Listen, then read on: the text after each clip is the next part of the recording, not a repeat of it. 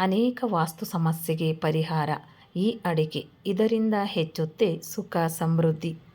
ಈ ಅಡಿಕೆ ಪೂಜೆಗೆ ಮಾತ್ರವಲ್ಲದೆ ಅನೇಕ ದೋಷ ಪರಿಹಾರಕ್ಕೂ ಸಹಾಯವಾಗಿದೆ.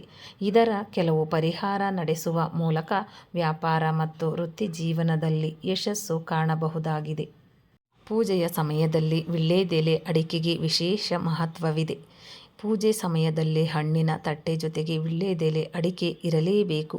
ದಕ್ಷಿಣೆ ನೀಡುವ ಸಂದರ್ಭ ಸೇರಿದಂತೆ ಅನೇಕ ಸಮಯದಲ್ಲಿ ನಾವು ಇದನ್ನು ಬಳಸಲಾಗುತ್ತದೆ. ಇನ್ನು ಅಡಿಕೆಯು ಗಣೇಶನಿಗೆ ಪ್ರಿಯ ಆಗಿದ್ದು ಇದು ಸಂಪತ್ತನ್ನು ಪ್ರತೀಕ ಎಂದು ಪರಿಗಣಿಸಲಾಗಿದೆ. ಈ ಅಡಿಕೆ ಪೂಜೆಗೆ ಮಾತ್ರವಲ್ಲದೆ ಅನೇಕ ದೋಷ ಪರಿಹಾರಕ್ಕೂ ಸಹಾಯವಾಗಿದೆ. ಇದರ ಕೆಲವು ಪರಿಹಾರ ನಡೆಸುವ ಮೂಲಕ ವ್ಯಾಪಾರ ಮತ್ತು ವೃತ್ತಿ ಜೀವನದಲ್ಲಿ ಯಶಸ್ಸು ಕಾಣಬಹುದಾಗಿದೆ.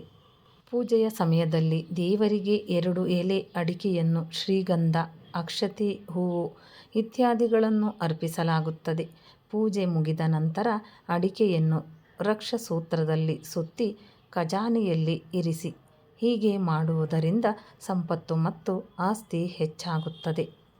ವೃತ್ತಿ, ವ್ಯಾಪಾರ ಅಥವಾ ಇನ್ನಾವುದೇ ಕೆಲಸದಲ್ಲಿ ಯಶಸ್ಸಿನ ಯೋಗವನ್ನು ಬಲಪಡಿಸಲು ಬಯಸಿದರೆ ನೀವು ಮನೆಯಿಂದ ಹೊರಗೆ ಹೋಗುವಾಗ ಅಡಿಕೆ ಮತ್ತು ಎಲೆಗಳನ್ನು ನಿಮ್ಮೊಂದಿಗೆ ಕೊಂಡೊಯ್ಯಿರಿ. ಮನೆಗೆ ಮರಳಿದ ನಂತರ ಗಣೇಶನಿಗೆ ಅರ್ಪಿಸಿ. ಹೀಗೆ ಮಾಡುವುದರಿಂದ ಕಾರ್ಯವು ಯಾವುದೇ ಅಡೆತಡೆಯಿಲ್ಲದೆ ಯಶಸ್ವಿಯಾಗುತ್ತದೆ. ವಿವಾಹ ಯೋಗಕ್ಕಾಗಿ ವೀಳ್ಯದೆಲೆಯನ್ನು ತೆಗೆದುಕೊಂಡು ಅದರಲ್ಲಿ ರಕ್ಷಸೂತ್ರವನ್ನು ಸುತ್ತಿ ನಂತರ ಅಕ್ಷತೆ, ಕುಂಕುಮ ಮತ್ತು ಹೂಗಳಿಂದ ಪೂಜಿಸಿ. ಗುರುವಾರ ವಿಷ್ಣು ದೇವಾಲಯದಲ್ಲಿ ವೀಳ್ಯದೆಲೆ ಇರಿಸಿ.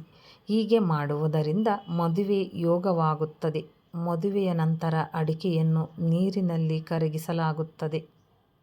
ನೀವು ವೃತ್ತಿ ಅಥವಾ ವ್ಯವಹಾರದಲ್ಲಿ ಯಶಸ್ವಿಯಾಗಲು ಬಯಸಿದರೆ ಹಸುವಿನ ತುಪ್ಪದಲ್ಲಿ ಕುಂಕುಮವನ್ನು ಬೆರೆಸಿ ಮತ್ತು ಅಡಿಕೆ ಮೇಲೆ ಸ್ವಸ್ತಿಕ್ ಬರೆದು ನಂತರ ರಕ್ಷಸೂತ್ರದಲ್ಲಿ ಸುತ್ತಿ ಪೂಜಿಸಿ.